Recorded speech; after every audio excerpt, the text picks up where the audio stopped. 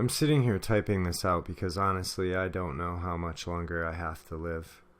In order for me to describe my sickness, I have to start my tale from just a couple of days ago. My name is Jack, I know, unoriginal.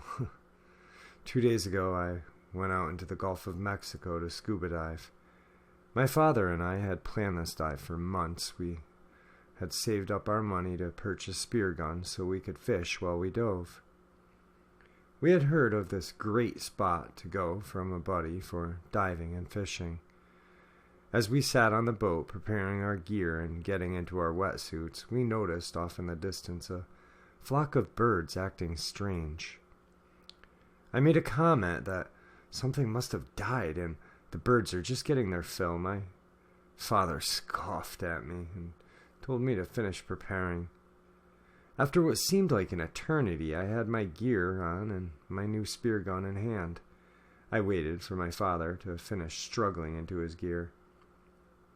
Once we got into the water, a brisk shock compared to the air, which was nearly 98 degrees, but felt to be in the hundreds. I gave my father the go-ahead and began diving underneath the surface, and we descended into the depths. Things started off fine, tons of fish from red drum to smaller tuna and everything in between. I will admit I did get a scare from one of Florida's weirder fish known as the sheep's head, which has teeth reminiscent of humans, and when they come from behind over your shoulder, you kind of get freaked out for a second. Things took a turn about an hour in when we had gone down to the depth of nearly 90 feet. This is where your lighting diminishes significantly. I'm talking you have at least 20% of the amount you had on the surface.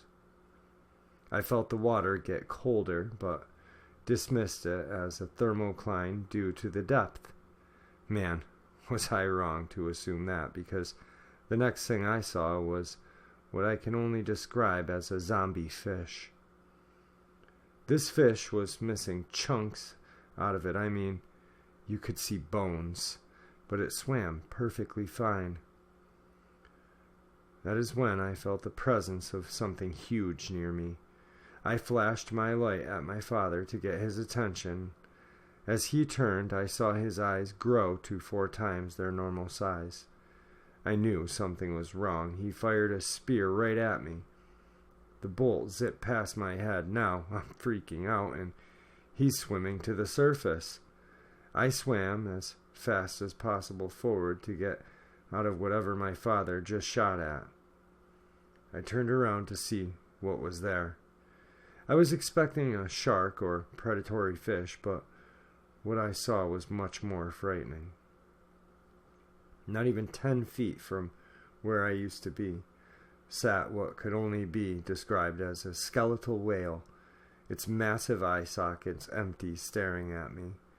I let out a gurgling yell of terror as I inflated my vest to ascend faster, trying to catch up with my father.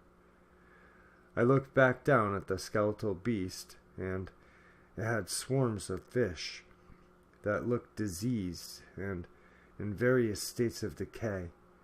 The being looked back up at me once more before I broke to the surface, ignoring decompression stages.